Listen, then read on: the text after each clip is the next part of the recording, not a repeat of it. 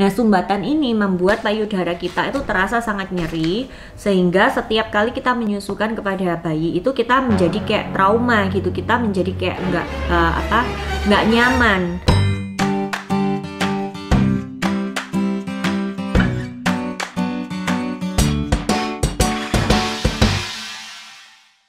Halo, jumpa lagi dengan saya Agnes, founder Mama Bear sekaligus konselor menyusui.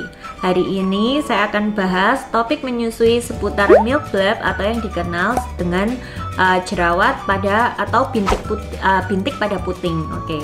Sebelum kita mulai, subscribe dulu ya di channel Mama Bear ini supaya kalian selalu dapat update terbaru tentang topik menyusui dan motherhood dari Mama Bear.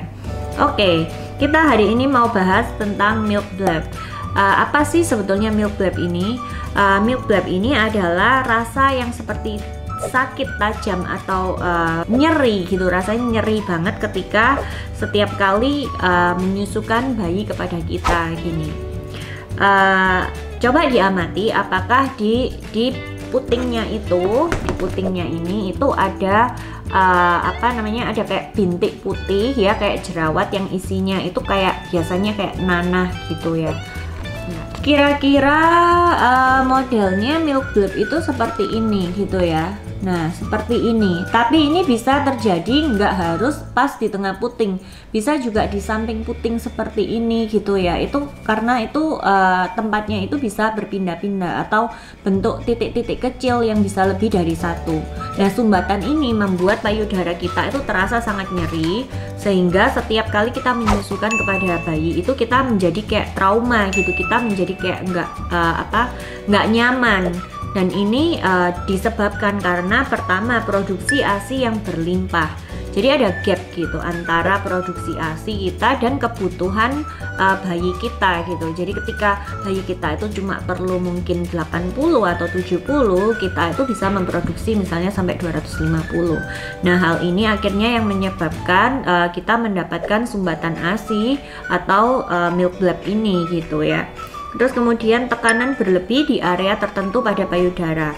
Ketika kita tuh pakai bra yang terlalu ketat, itu membuat kadang-kadang kan ada ASI yang mau menetes itu ya. Itu kan akhirnya tersumbat oleh tekanan dari bra itu sendiri. Kemudian itu menyebabkan terjadinya milk bleb ini. Kemudian pelekatan yang tidak sempurna. Jadi ketika bayi itu melekatnya tidak sempurna di puting kita, itu yang menyebabkan di payudara kita, itu yang menyebabkan mungkin kemudian ada lecet, dan lecet itu terinfeksi oleh candida, dan kemudian yang menyebabkan itu menjadi milk bleb gitu. Kemudian mengalami masalah menghisap, menempelkan puting ke dalam mulut dengan cara yang salah, atau ada masalah dengan lidahnya seperti tongue tie atau lip tie, itu memang bisa mempengaruhi terjadinya milk bleb ini. Dan juga adanya jamur penyebab sariawan. Nah, itu tadi, jadi ada luka, kemudian ada candida. Terus kemudian karena payudara ini selalu tertutup lembab itu, nah itu yang akhirnya men-trigger bagaimana milk bleb ini terjadi. Sebetulnya gimana sih cara penanganannya supaya milk bleb ini bisa segera dipulihkan, disembuhkan, supaya proses menyusui itu menjadi pleasant lagi, jadi menyenangkan lagi. Oke, caranya ketika kita mandi air hangat, kita bisa pakai kasa steril ini ya, kita buka, kita balurkan ke tangan kita ya seperti ini. Terus kemudian kita gosokkan pelan-pelan kayak gini ke bagian puting yang mengalami milk bleb itu ya. Tujuannya ini adalah lapisan kulitnya itu akan pelan-pelan terbuka, kemudian dia akan pecah. Nah, akhirnya sumbatannya itu hilang gitu, sumbatannya itu lepas gitu. Atau kalau misalnya nggak lagi mandi, kita bisa pakai yang namanya NaCl ya, seperti ini. Ini dituangkan sedikit gitu di sini, kemudian kita gosokkan. Kalau misalnya nggak ada air NaCl seperti ini tuh air garam gitu ya. Ini bisa dibuat sendiri. Jadi dari air garam dididihkan gitu kira-kira aja. Terus kemudian agak dingin, anget-anget gitu, kita totolkan, ini kasanya ditotolkan, terus kemudian digosok pelan-pelan seperti ini gitu ya. Itu bisa. Kemudian Bisa juga supaya itu biasanya itu kalau milk bleb terdampak itu kulit pada putingnya ini cenderung kering gitu. Jadi kayak kering, gatel gitu ya.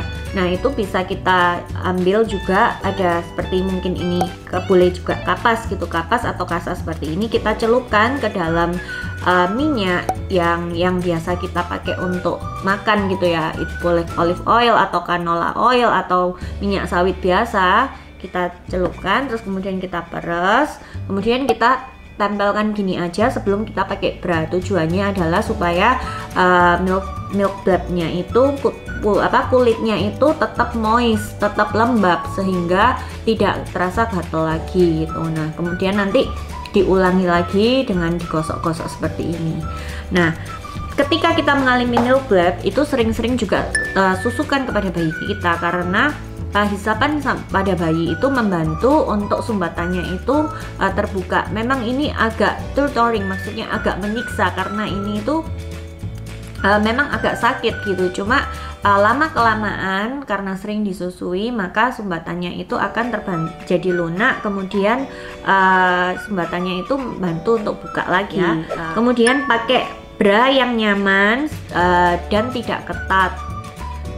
Supaya kejadian ini tidak berulang lagi gitu. Dan gantilah bra secara teratur sehari 2 kali. Ketika kita mandi kita juga ganti bra gitu supaya nggak lembab. Nah, yang terakhir, kalau memang ada jamur yang menyebabkan sariawan atau memang ini itu sudah berulang beberapa kali, mungkin saja memang ada kita itu memang terkena yang namanya jamur gitu ya. Jamur Candida ini tadi itu bisa diobati dengan menggunakan mikostantin gitu ya. Itu diteteskan aja di putingnya sehari 2 kali, juga ke mulutnya anaknya. Ini tujuannya supaya tidak ada cross kontaminasi bolak-balik. Jadi kalau misalnya kita cuma ngobati di putingnya aja, di putingnya sembuh, di mulutnya anaknya kena lagi, oper-operan gitu terus. Jadi kita obati di putingnya di putingnya kita, juga di mulutnya bayinya kita. Oke, semoga tips menyusui tentang milk bleb ini membantu, dan saya selalu berdoa bahwa semua ibu-ibu yang sedang menyusui akan mendapatkan kelancaran ASI hingga 2 tahun nanti. Terima kasih ya semuanya. Sampai jumpa di seri topik menyusui saya yang berikutnya. Terima kasih. Dah.